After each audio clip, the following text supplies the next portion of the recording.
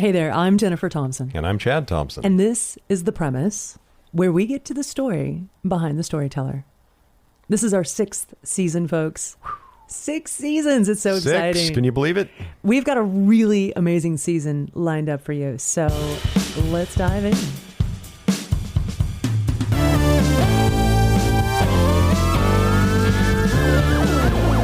Deborah Rudel lives in San Diego, where she is a college professor and participates in her city's vibrant writing community. She is a graduate of Hay House Writers Workshop and the Certificate in Memoir Writing program at San Diego Writers, Inc.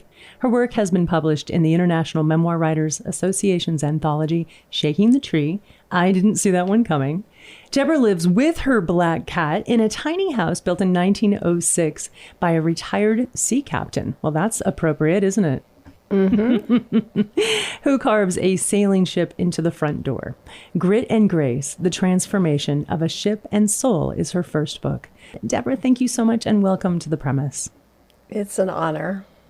You know, this book was so fun to read because we know each other. We were in a writing workshop together and gosh, how long have we known each other? Like maybe 7, 8, 9 years? 2016, 2017? I think that's about right. Yeah. So congratulations, number one, on the writing and the publishing of this wonderful memoir. And I'm excited to dive in. Before we do that, let's talk a little bit about Grit and Grace, the title. It's such a compelling title. And I'm just curious how you came to, was it easy? Did you have a lot of different options, or where did the title come from? The title was actually my working title. My original working title was The Elixir Project. That was the name of the boat, your sailboat. That's right. And early on, someone mentioned to me that The Elixir Project didn't mean anything. That wasn't a very good title. So I switched it to Grit and Glue because I thought that was the most fitting. Those were the most fitting 2 words to use. And it wasn't until I was publishing and my publisher was speaking to me, and I had wanted to put Grit, Glue, and Grace, but it was too hard to say all those G's.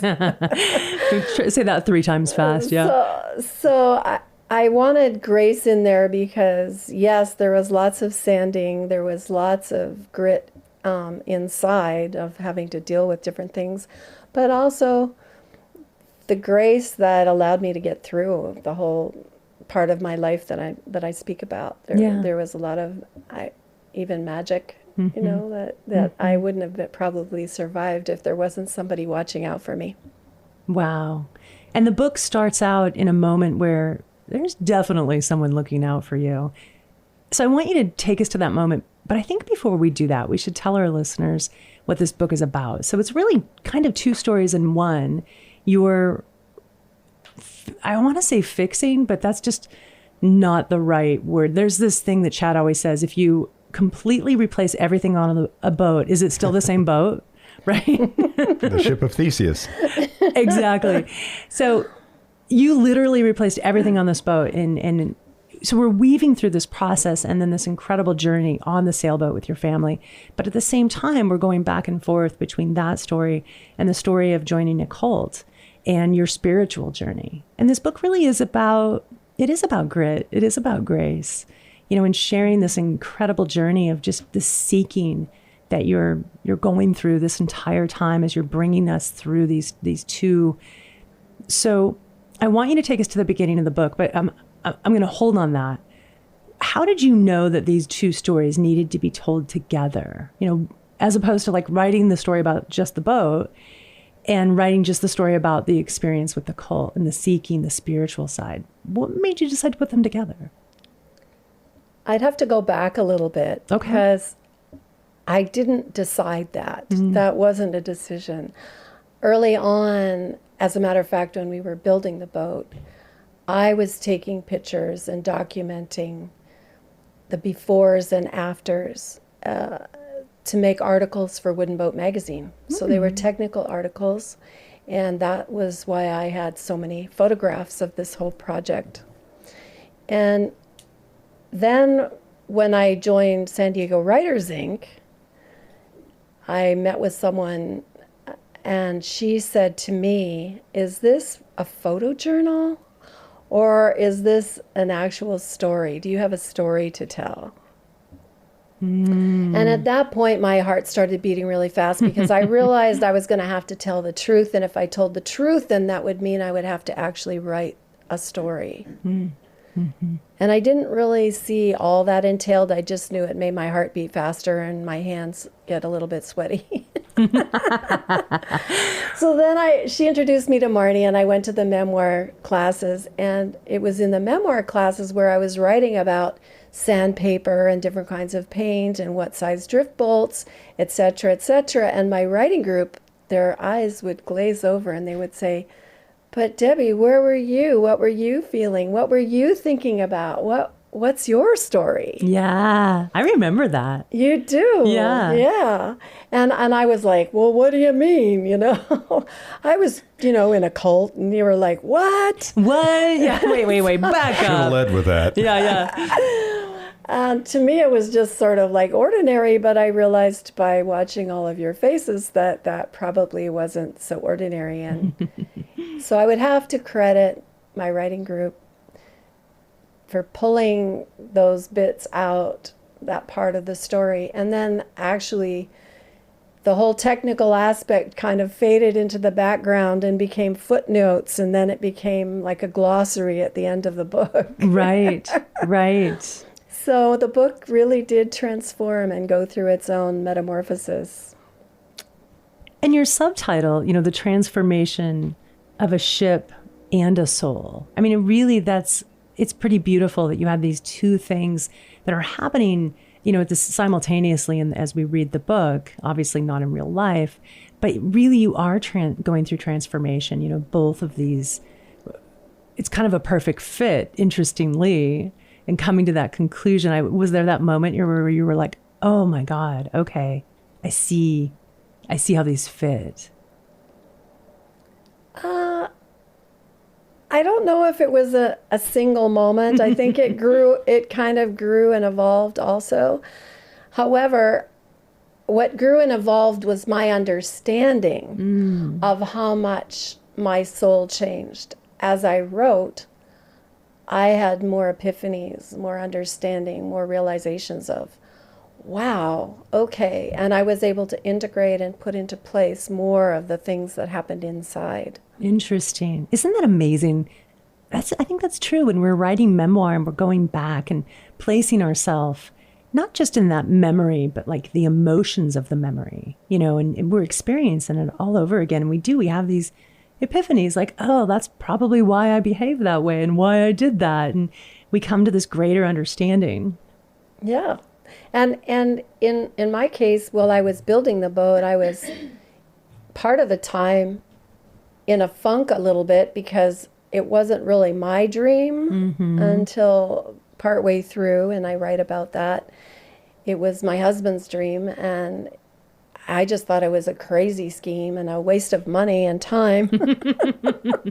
He did a lot of scheming. There was a lot there. However, as time went on, and then as I started writing about it, I started to realize just how much I was actually thinking about things and growing and learning and, as I said, integrating. Yeah. Wow. Okay, so let's go to the beginning of the book. There's a scene. I'm just going to let you describe it. Tell us what's happening in the beginning of the book, the opening scene. And this is the opening scene because I think this was the strongest moment in my life to date of when I was really up against life and death. Mm-hmm. So when I started writing, this is the moment that came to me to start writing. So I'm in the middle of I'm 5 days north of Kauai. It's the middle of the night. I'm in a gale, so there's really high winds. High winds don't just blow, they also make noise. A lot of noise. So you can't talk, you can't hear anyone, and the motion of the boat is so strong that you have to be hanging on. You can't walk, you can't stand, you have to be hanging on and tied on. Mm-hmm. So it was very physically extreme. Yeah, sounds like it. And when you're on watch, while there was somebody else on deck, they were sleeping in the cockpit. I was the one on watch, and so you're alone in the dark. And you don't want to wake somebody up for no reason. Like you're terrified, so you're going to wake someone up. Right. It wasn't like that. It was like seeing my terror, using all my spiritual tools to calm down, breathing, self-talk, relaxing, faith in something bigger than me. All these things, nothing worked. I was terrified. And my mind was really starting to think about really terrible things like drowning. Sure. And at that time then I had what I call like a vision. So I didn't really see anything, but I sensed things on the rail. And to me, those were angels, and they were just laughing and having a good time. And I was like, what? It was such a change of vibe that they were putting out, and yet I was terrified.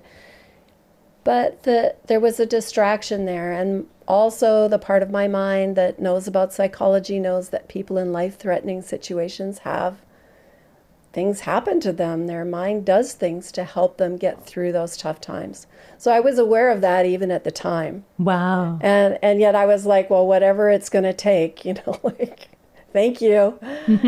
And these beings on the rails were just laughing and assuring me that the elements were just frolicking. There was nothing malicious or malevolent about this storm, these waves, this incredible wind, the noise. Wow. It was just the elements playing.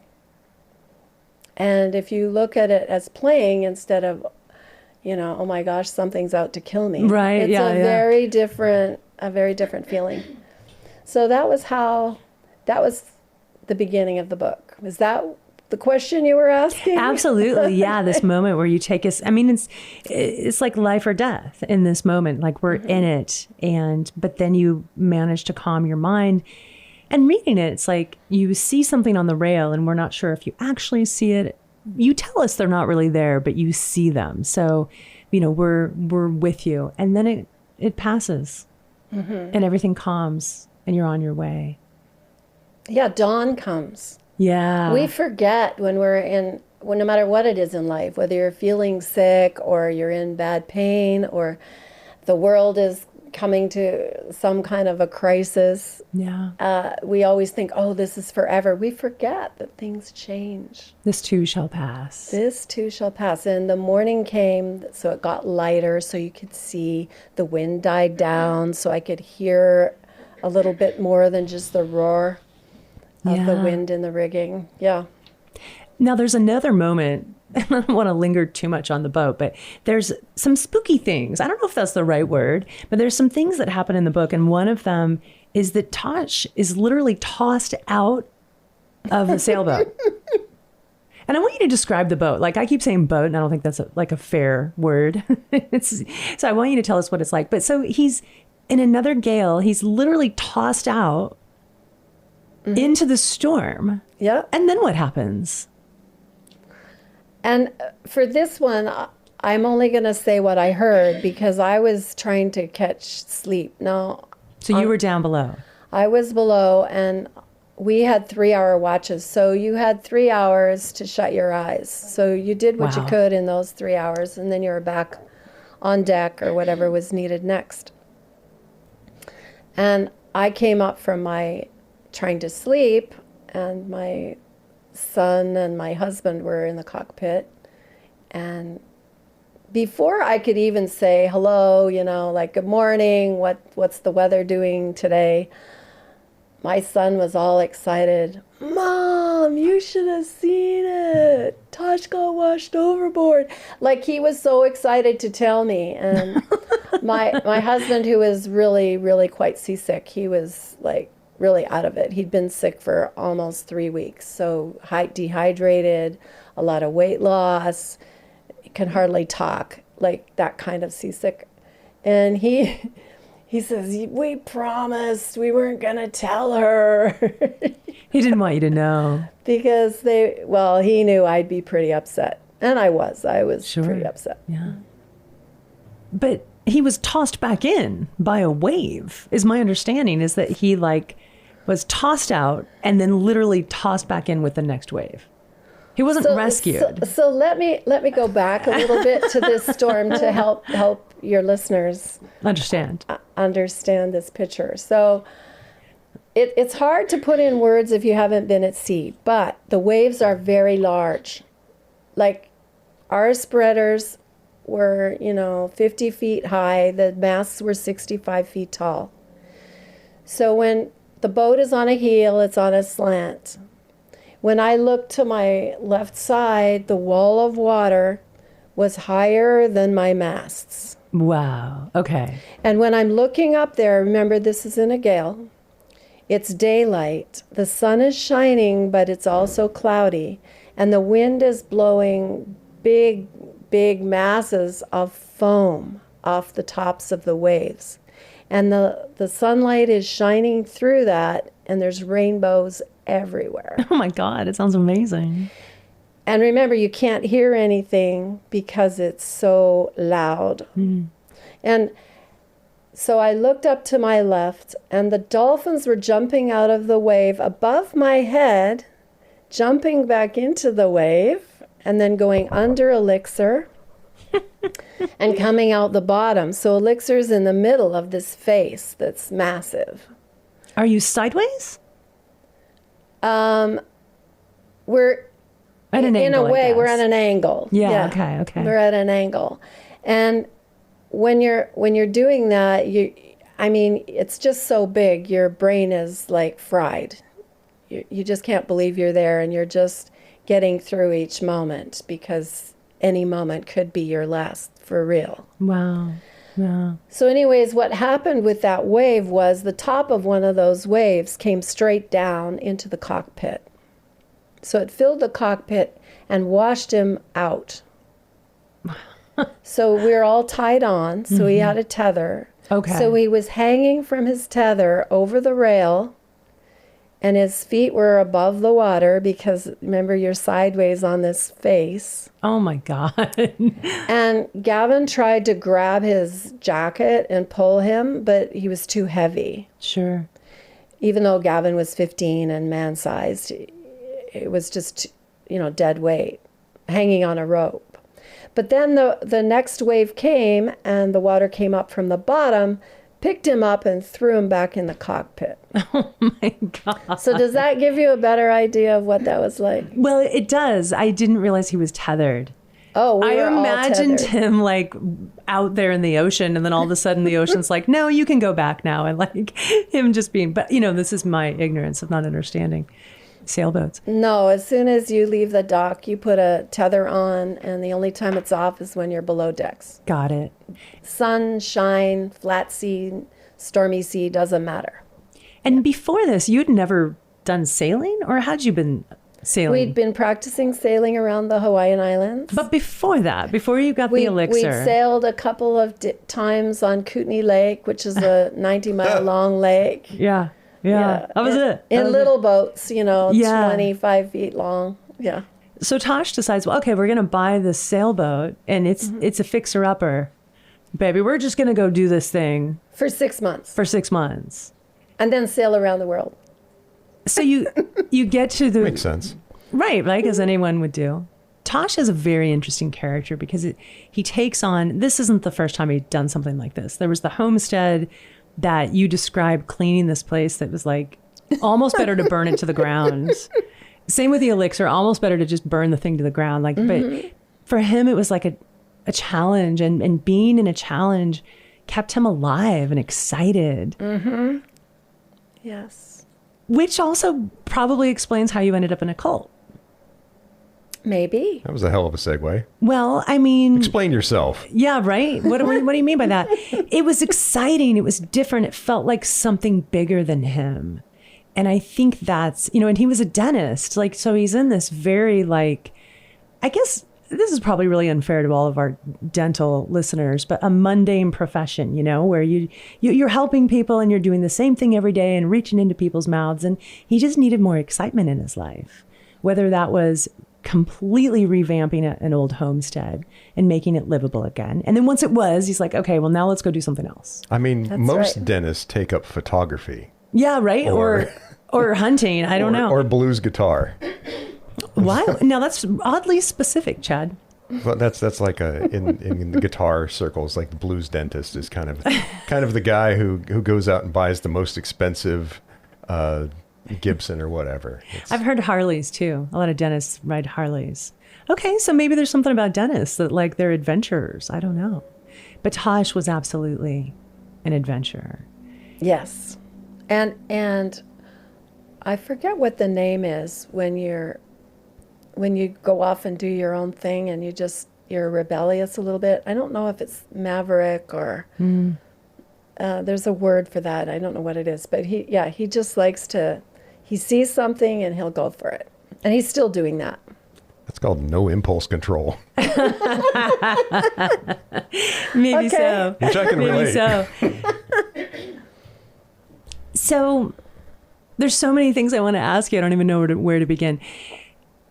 Let's talk about the spooky things that I mentioned earlier, because I think that kind of leads us into some things. So there's a moment in the story where he says he's going to India. He's following a particular guru. And correct me if I use the wrong terminology. That's correct. Okay. And you're like, I don't want to do that. So you decide, also an adventure, listeners, I'm going to do my own thing. So how old is Gavin at the time? 2? He's 2. He's 2 years old. Okay. And you decide to go to, so tell us like, what made you, just tell the story of how you decided to go on this adventure. Well, he was going to go and find his teacher and his guru in India with Rajneesh in Pune. And Rajneesh was too radical for me. Okay. I thought that was too radical, so I was going to have my own teacher. So I had a dream, and in the dream, I was told that I did have a teacher and that I needed to spin the globe. So I spun the globe, and where my finger landed, I would go there and I would meet my teacher. So I spun the globe, and it landed in Belize and San Pedro Key, which is, in those days, you could get there by float plane, like a small one, like, a Cessna. There was no big planes there. People weren't going there all the time. No, there was no streets. There was a couple of rooming houses. Wow. There was no English spoken there.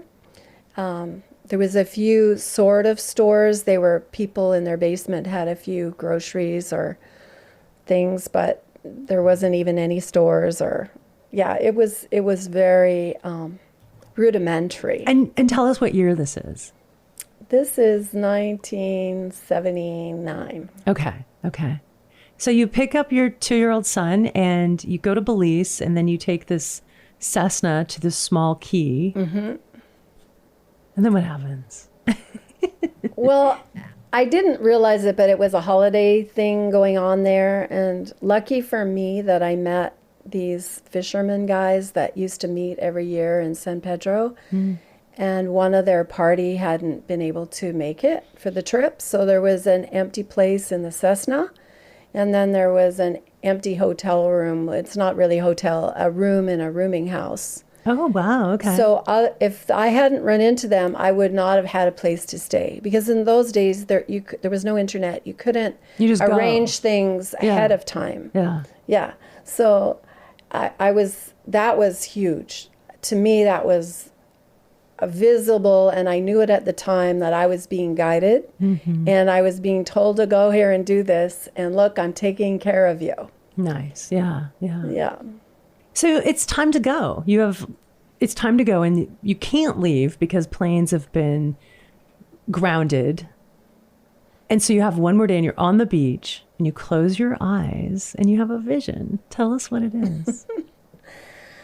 It was kind of like that. I was doing my rebirthing meditations most days when I could, I'd set Gavin up with his Legos on his bed, his little cot in our room, and I would lay down and do my breathing exercises. And this day I did that. And now remember, I've been there for 6 weeks and I've been expecting to meet my guru, my teacher. Yeah. And I haven't met anyone. And I'm thinking, well, I guess just being here is my teacher and this is it. So anyways, I go into my meditation, and while I'm in my meditation, I actually astral travel to India. And I'd never done that before. I didn't have any experience of it, but I was all of a sudden in India, and I've never been to India. I'd never been to Pune. I didn't know about the ashram or anything. I see Tosh. I see his girlfriend. Which is a little upsetting because... Well, except for that's what's odd about when I was in that meditation. And they're not married at this point, listeners, just so you know, their boyfriend and girlfriend living together. Yeah. Okay, go on. I think because when you're in that state, it's not your personality. So any kind of personality or attachments that you have, this is just my thinking about it. I don't really know about astral traveling. But you're just open and observing and paying attention to what's happening. So I was observing. He was very happy. She was very happy. I knew her name. I knew she was German. I knew all kinds of things. I saw what they were wearing. And all the people in the ashram. All the people in the ashram. And while I'm there, I catch eyes with Bhagwan and have like a darshan with him. What is a darshan? That's like, do you know what Shaktipat is? Nope. Those are sort of Hindi words for some of the energy transference that happens between people that have healing powers or spiritual people, or they're moments that are very powerful energetically. So he was looking across the room. I caught his eyes and I went into... I had a moment, another Hindi word, like a satori or a like an enlightenment almost. Well, I didn't get enlightened, but I had I was in this space of having, just feeling amazing and connected with everything and feeling so much love. And then the other thing that happens is that your eyes run because your emotions are all connected, and it's the love in your heart. Sort of, you're just overwhelmed with love. Yeah, you describe it as like this complete and all-encompassing feeling of peace. Mm-hmm. Yeah. And you're looking into the eyes of this person. And of course, you're in Belize and he's in India. And aren't they opposite each other on the globe? Is that right? Yeah. When I got home from that trip, I looked at the globe again, and it looked like if I put a needle through a globe from Belize and San Pedro Key specifically, it would come out exactly in Pune. Which is like, okay, yeah. I thought that was, wow, okay. There's many things we don't understand, but as we are learning more about quantum physics and we're learning more about the energy fields on the earth, like we're measuring all this, the geologists, the scientists are all over it. These things do have explanations, but my brain didn't know them. It just knew that this is what was happening, and I didn't really even have words. But you felt it. I felt it, and I felt it so strongly that there was no doubt. Yeah. You know, I couldn't doubt myself. Yeah. Well, and then you get back to the farm, and Tosh is back. And you tell him what you saw, and he's like, yeah, my girlfriend's name was Anna. Yeah. Yeah, she's German. And yes, those are the clothes we were wearing. And yes, that's what it looked like. Yeah. Was that a surprise to you, or did you know? You already knew. I knew, but I have to say that it was validating. Sure. Yeah. You know, and the other thing was that I had written it all down in my journal at the time. Yeah. So when I saw him, 6 weeks later, however long it was, because again, we didn't have phone calls, we didn't have cell phones, email. You don't see anyone for that long. And I was able to show him my journal and say, okay, yeah, here's what I saw. Now, curiously, you decided to stay with him, despite the fact that, he had a girlfriend. And why? Well, in Pune, this is one of the reasons I didn't want to be with Rajneesh, was because he's very open with relationships. So tell people what cult we're talking about, the Rajneesh, the full name of it and where it was. So I was in Rajneeshpuram in Oregon, which is in central Oregon near Bend. And we had a ranch there, and we turned it into a city. And there was 10,000 people there. It was the full infrastructure, airport, airplanes, road system, all the electricity, the sewage power, water, everything was set up for a big city. Which is incredible. And you started with nothing. You started with dirt. It was a ranch. Yeah. Oh, it was a ranch. Okay. So there was a building. Okay. And some fences. There was a barn. This is a well-known cult. There was a Netflix show about it. There is. I forget the name of it. Which is terrible. Wild Country. Yes. Wild, Wild Country, which Chad and I both saw. Okay. Well, well before I knew I was going to be interviewing you. This was several years ago. We saw it. And I'd known about them years prior. I'd heard, I'd run across them on podcasts and discussion about it. So, and really all I can remember at this point is like the highlights are poisoning a salad bar. Right. And then it was a sex cult. And the Rolls Royces. And the Rolls Royces, all of the Rolls Royces. And the fact that they brought in homeless people to take over the city council or that's right, like to vote, right? To vote. Yeah. Which was pretty clever. Yeah. So it's like the weirdest form of gerrymandering, but yeah, right. Hey, it works. So you were not necessarily enamored with him right away because of, you'd heard about the open sexuality and these things. I liked my relationship. I didn't want to share. Right.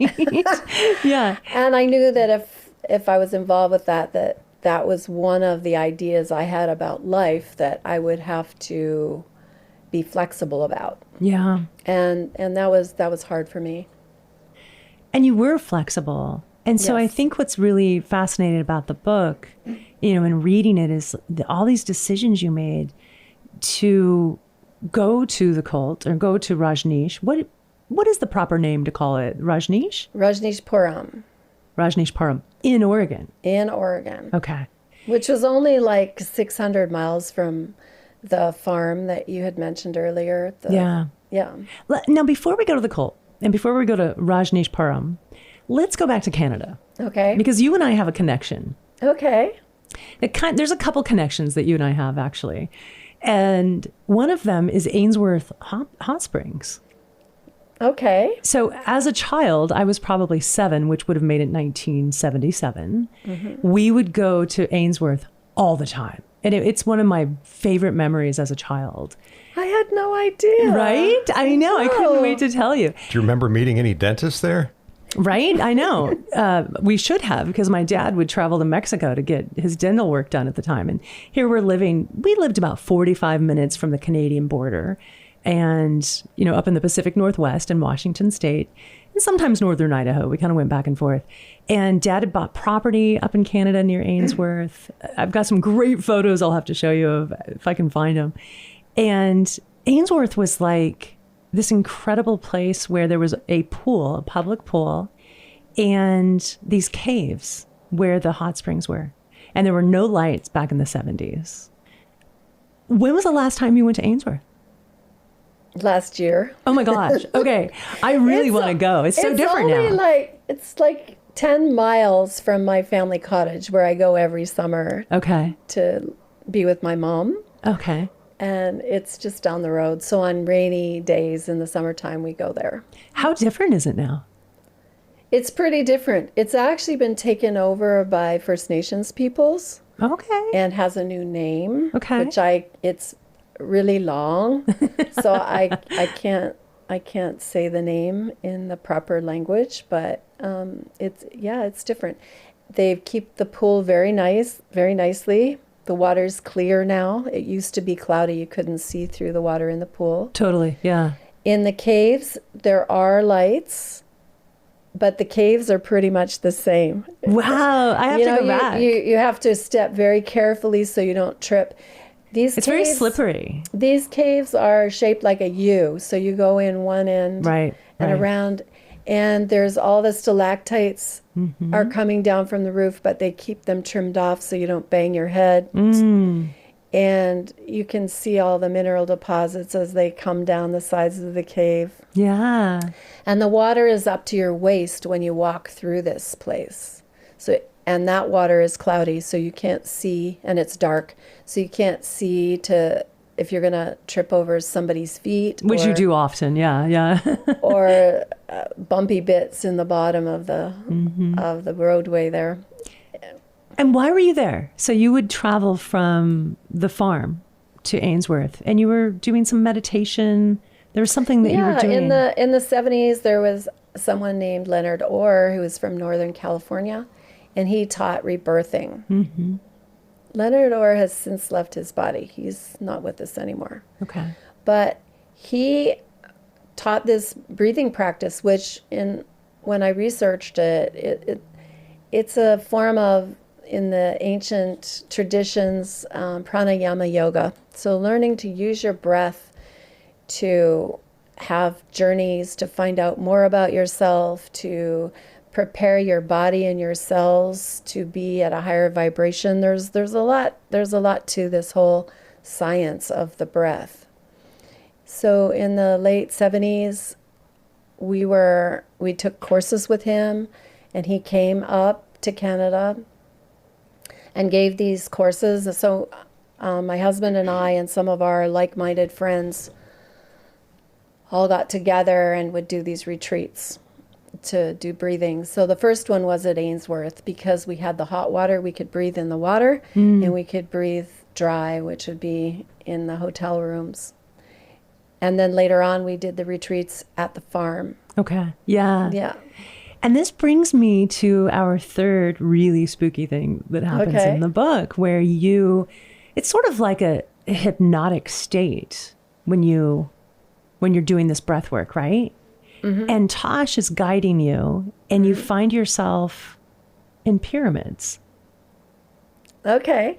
So I'm going to go back a little bit. Okay. Yeah. So we did the rebirthing, and then a lot of we were working in dentistry at this time.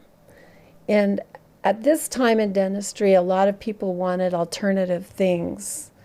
And you were his dental assistant, and I ran his dental office. Okay. Yeah.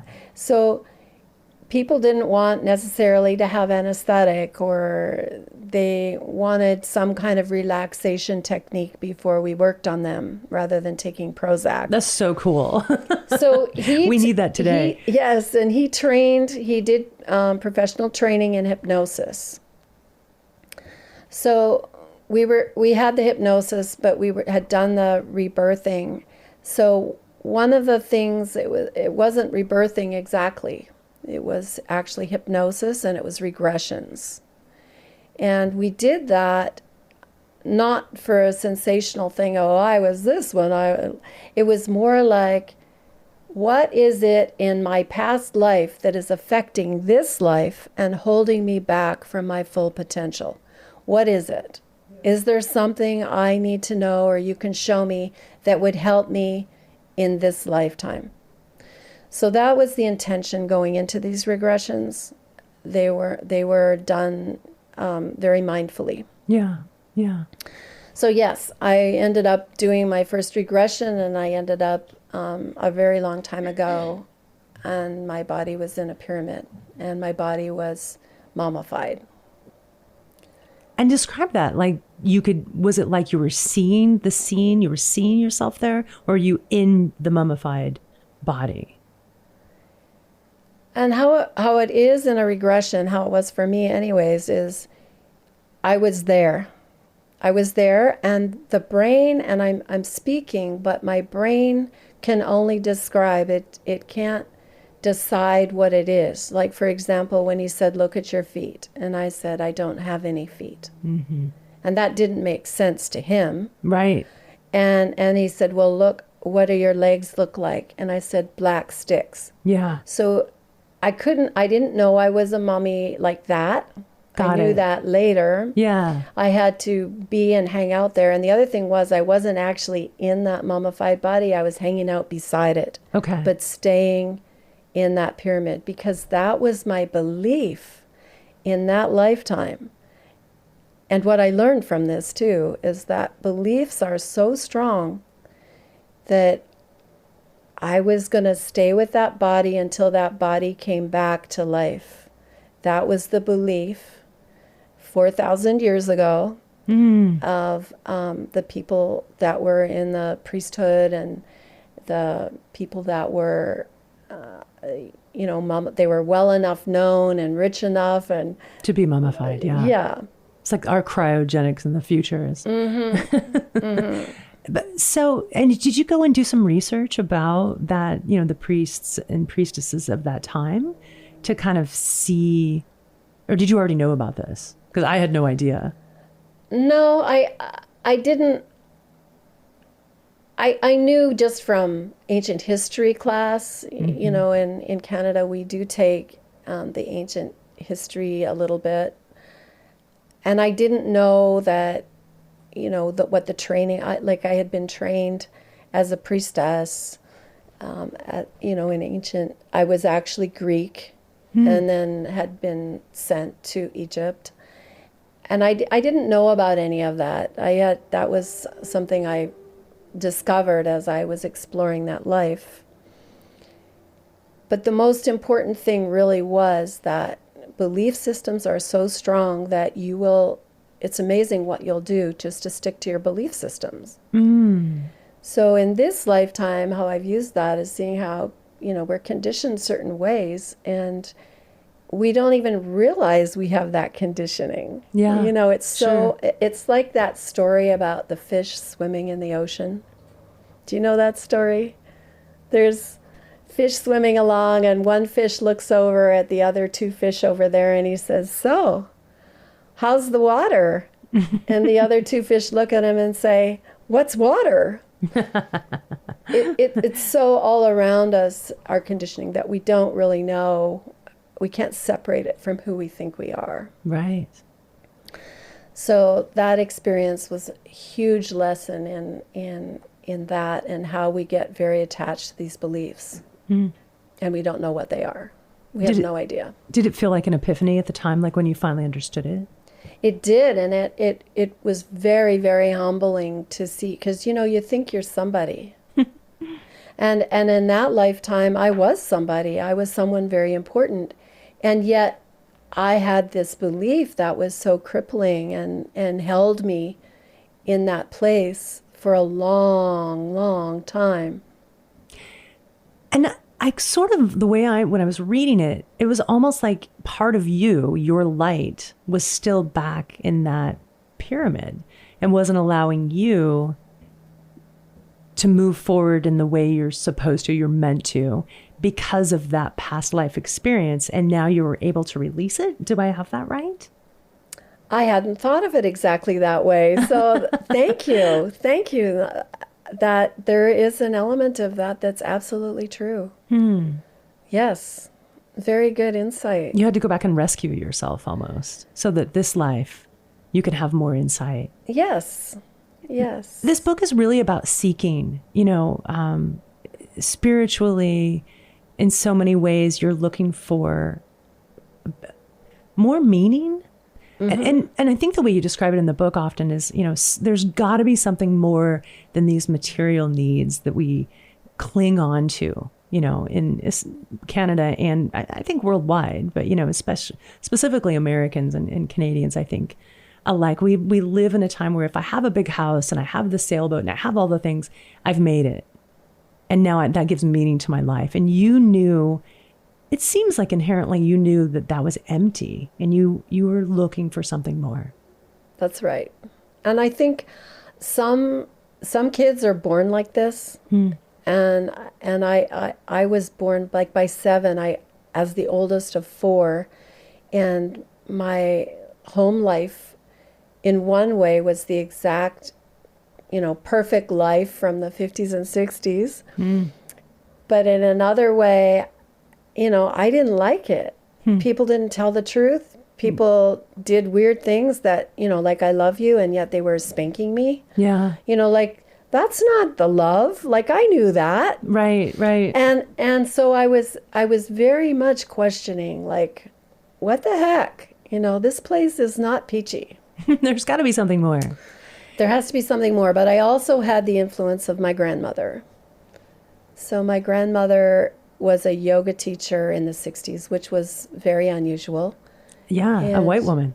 A white woman. And she influenced me by giving me reading materials and talking to me. So the books, one of the biggest books, the biggest influence was Edgar Cayce's book. Actually, it's Gina Cerminara's book about Edgar Cayce. My Father's House Has Many Mansions. And in that book, I learned about reincarnation. I learned about karma. I learned about souls and the energy body, things that are bigger than what you can see and touch and taste. And in your book, you talk about, I believe, if I have this right, that you felt like you needed to be like Jesus. I absolutely did. Where did that come from? As the way I grew up was with the United Church of Canada. So it was a Protestant denomination of Christianity. And in that denomination, we had to go to Sunday school, but there was no personal connections, really. It was pretty intellectual, I'd say, compared to, say, the Catholic Church, which has got all kinds of icons and things you can, figures and personalities you can relate to. So I went to Sunday school, I learned about Jesus. And then when I learned about reincarnation, I thought, well, I don't want to come back here 5,000 more times. I want to be done with this place. This place sucks. And Jesus was, he was the guy, right? Right, yeah. So yeah, I did have to go through a whole thing of the difference between being like Jesus, being Jesus, and being myself. And that has taken me a lifetime. Sure. Basically. Yeah. So we're back at the farm. You've just returned from Belize. Tosh has returned from India. You now understand that you know where your guru is. And then Tosh gets an invitation to join Rajneesh in Oregon. And he says, okay, I will come, and to be a dentist and join the city. And he says, I'll come if I can bring my girlfriend. Because at the time you're still not married. Yeah. And they say, sure. And so you decide to go on this journey. You get there, and the first thing they do is separate you. Yes. And yet you stayed. Mm-hmm. Why? Well, first of all, from what we just talked about a bit ago, having a very strong desire to do everything I can in this lifetime to wake up as much as I possibly can. Because you were seeking. You knew there was something more. I knew there was something more, and I knew that if I just stayed in what I'd been born into, I would be still swimming in the water that I couldn't see. Yeah. So by putting myself in a different situation, in a different ocean, a kibbutz ocean, which is where the men have the place that they live, the women live in another section, and then the children are in another section. And that life is not set up like it is in our world here, where we have our individual nuclear families and we go to the job every day and we deal with our own money and we make all these decisions. It was set up very differently. And you really must have had a lot of faith in the establishment that you were part of. And you describe it as like, we're changing the world. Like this, we're doing something that's going to change humanity forever and make it better. And what really was your goal? Were you hoping that the rest of the world would feel this love and this, I don't know if you were seeking enlightenment, but it felt like it. And, you and Tosh both say at one point, like, we're doing this forever. This isn't just, we're going to do this for a couple years, but this is forever for us. Yeah, it was forever. It was totally forever. And yeah, very altruistic. That was part of the 60s and 70s. To want to break out of whatever the establishment, in air quotes, was at the time, to live more than just this narrow little life for me and mine, and see the world bigger. We already were knowing, we read Future Shock. We already knew that things weren't sustainable back then. And we wanted to actually put our life where our mouth was and say, okay, we're going to try a different way to live. We're going to live in a place that's growing the food, that is taking care of the land, that isn't using poisons and things that are bad for our bodies and for the earth.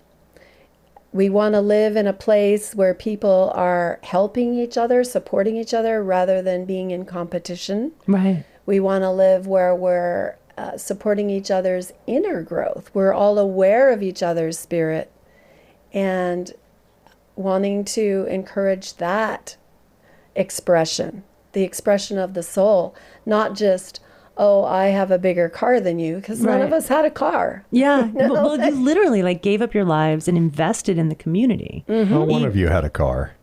One of you did have a car. Rajneesh. One of them had a lot of cars. One of them, yes. Bhagwan had a lot of cars. Bhagwan. Yeah. There's a moment, and we all have seen photographs, anyone who's familiar with Rajneesh Param. Am I saying that right? Yes, okay. you are. Where everyone waits on the side of the road, and there's 10,000 people here when you're there. 10,000 people. I can't even imagine the energy that you must have felt in that group of people who were all thinking similarly.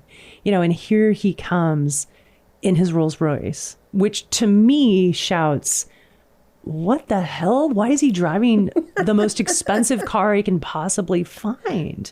You know what I mean? Like the opposite of like getting away from materialism, and yet he's embodying that. But you didn't see that. No one else did. You saw love and peace and something way bigger and something more. As a child, I grew up in the Pentecostal church. So I have absolutely experienced what it's like to be in a community where there is an energy that you cannot describe, that it's bigger than you. You can feel it. And I think we are getting answers to that through quantum physics, actually. We are. Interestingly. And when you were describing standing on the side of the road and seeing him for the first time, I mean, take our readers to that moment, because it felt like you were like vibrating 4 feet off the ground. You were so happy. You felt nothing but joy and peace and excitement. And bring us to that moment. No, you're doing really well. I need to stop. It was like that. And I'm glad you've had that experience, so that in one way it's difficult to put into words. In another way, there's many things in this world. Like, for example, if you go to a big cathedral and hear a pipe organ play. Yeah, we get it in music too. Totally. Going to a rock concert and there's 50,000 people and they're all in that music, in that song with those performers. There's something that happens to the group energy that is transportive. Totally. And the ecstasy is one of the things that they're doing a lot of study in neuroscience now. What that ecstasy does to your brain chemistry. And by changing the brain chemistry, it changes how your brain actually works. Your frontal brain, your lobes, your temporal, all of those things have different things that work together to put you into that ecstasy. Have you heard of Tom Campbell? I don't know. So he's a physicist. He worked at NASA. He was recently on Joe Rogan, actually, talking about quantum physics. And he has a book called The Theory of Everything that, I'm just going to read here, that posits our reality is a virtual simulation where consciousness is fundamental and reality is created by information, with experiments designed to test these hypotheses. It's pretty fascinating stuff. And I haven't read the book yet, I'll be honest, but I'm fascinated by Tom Campbell and this idea of quantum physics and how it explains, like, there's so much we don't understand about the universe. And yet you and I have both experienced something that is so beyond us that there's something more. It doesn't matter if it sounds ridiculous to other people. And I know it sounds ridiculous to Chad, because sometimes he looks at me like, my wife is crazy. And you don't say crazy. He's not that dismissive. But yeah, like, to experience, and like you said, like a rock concert, so many people in a room, and that energy, and I know you felt it. And I don't want to actually give too much away of the book, because I want people to read it and, experience this with you. But like, at what point did you feel like this isn't what I signed up for? Like, it was starting to break down. I would say that even if there were little warning signs, I had to go into denial because I had so much at stake. You had a lot invested. I had a lot invested. However, when Sheila left and then Bhagwan left, both in the middle of the night, a month or two apart, and this was in 1985, so I'd already been there for 4 years. That rocked everybody. So we had an instant wake-up call. Yeah. So even if we'd been putting stuff kind of in the back burner and, it's not that bad or whatever, we had to wake up. We had to say, okay, this community is no longer happening. Now, if the National Guard hadn't come and invaded us and shut everything down, like all our money and all of our corporations and stuff were all frozen, locked. So we couldn't do anything. We couldn't just stay there without the leadership. Yeah. Anyways, so it really was literally shut down. But do you think you could have, like, if the National Guard hadn't shown up and Sheila and Bhagwan, if they had left, do you think you could have, like, stayed and continued the dream? I think that there would have been some people who would, and it would have kind of petered along. Yeah. However, the main reason we were all there was to be with an enlightened master. Yeah. And by having a common thing that you're looking at, that brings people together and keeps the unity. Right. So that you can get things done without a lot of different factions all fighting and arguing and deciding whose idea is better. Right. Which is, we have a great example of that right now in our world. Yes, we do. And we also, and this has been going on for quite a few years, realizing, even in our government, that things, when people are all having such polarized ideas, nothing can happen. Things just stay still. And not only that, infrastructure falls by the wayside. 100%. So this is just a fact of how communities work, how populations work, how the world works. And Sheila was really thrown under the bus. She was blamed for everything. She was. And Sheila was not a saint. I'll make that clear. However, by using blame, and I do talk about this in the story, that as spiritual seekers, our goal is our freedom. And if you have any part of yourself that is looking to blame something or someone else for any part of your life, no matter how small or insignificant you might think it is, you are in bondage. You will not find your freedom. And if freedom is your goal, then you want to find those little areas where you're blaming. So it looked very proper to just say, oh yeah, this is Sheila, it's all Sheila's fault. However, then what about me? I'm just going to talk about myself. What about me and my goal for my personal freedom? I chose to be here. I chose to be part of this experiment. I chose to take Bhagwan as my master and follow his teachings.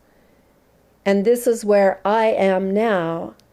What would I like to see going forward? What's the next step? And as long as I'm thinking, oh, someone else did something, I'm off the rails as far as my own responsibility goes. And a lot of people, friends of yours, continued to follow Bhagwan. And to this day do. Wow. Yes. And Bhagwan was sent, he fled to India, but he was never actually spent any time in prison, right?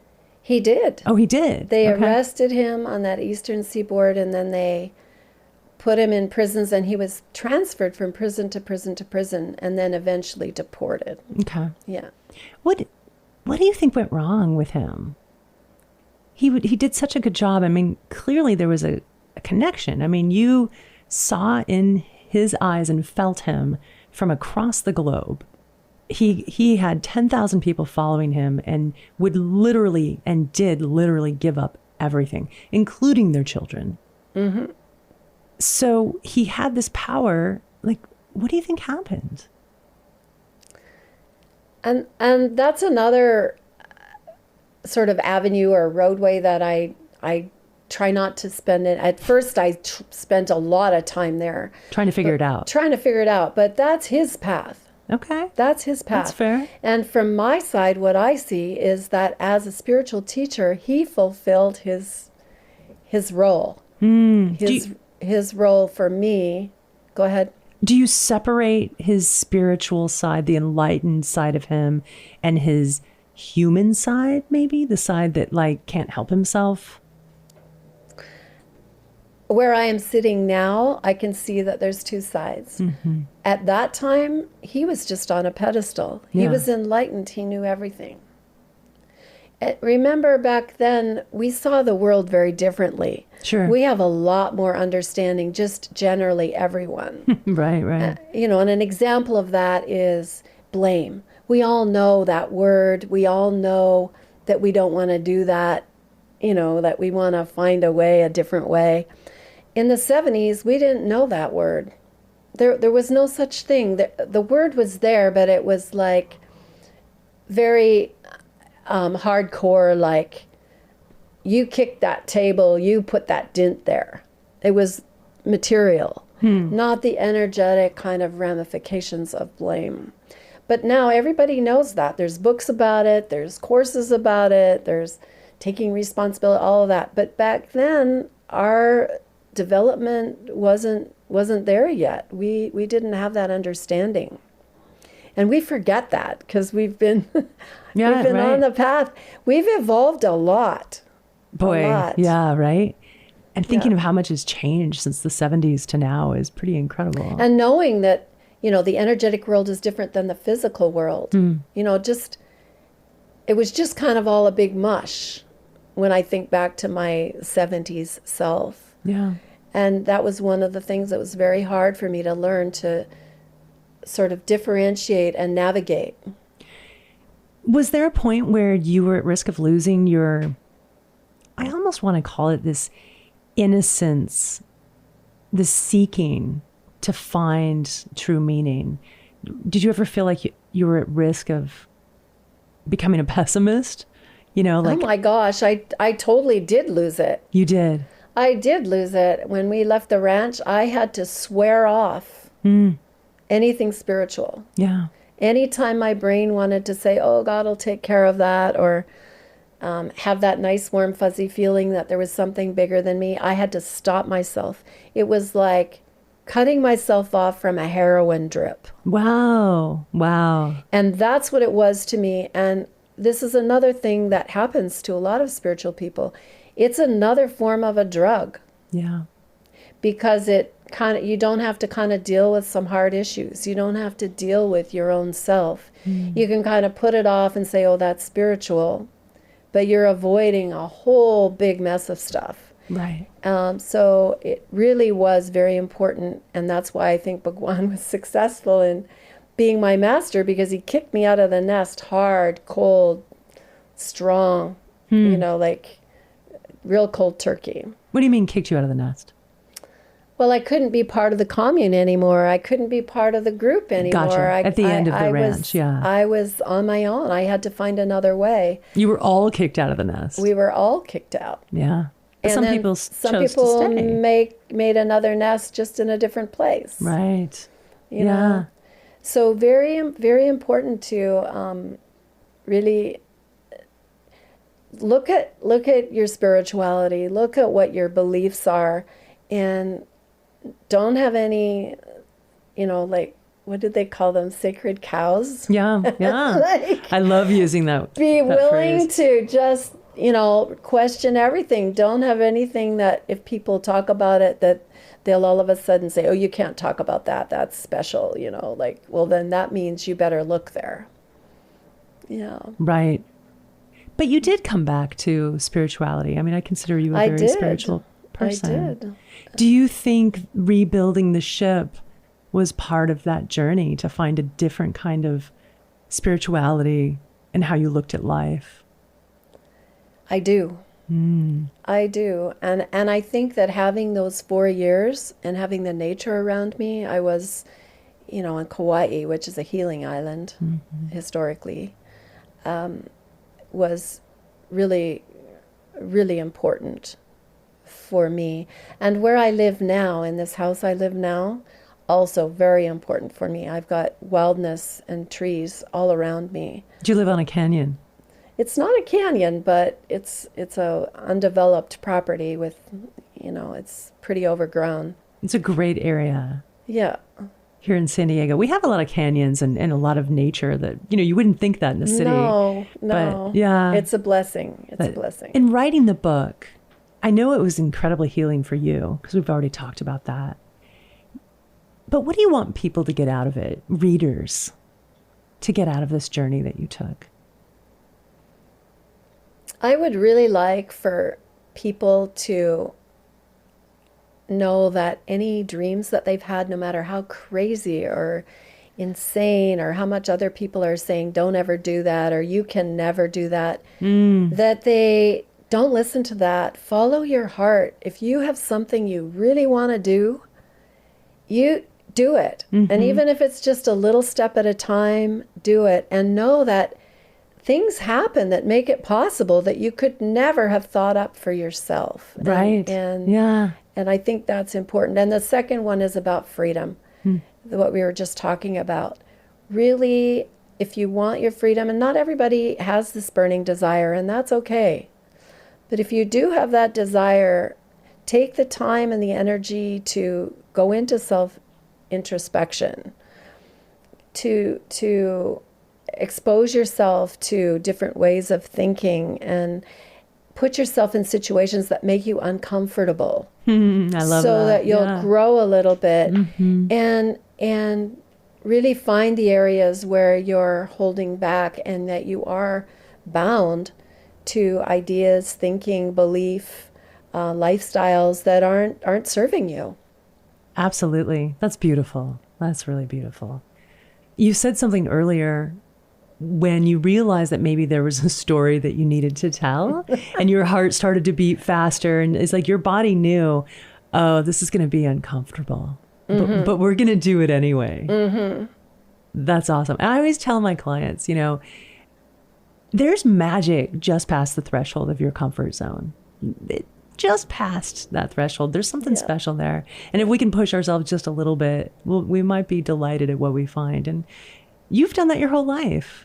You've been like, okay, we're gonna do this, and I'm gonna put everything I have into it. And that's really cool. Including publishing a book. I just have to say that this last year being on the publishing train has really pushed me beyond all kinds of comfort zones. I bet. Including speaking in a podcast or having my picture up places which is beautiful. I love your headshot. It's really pretty.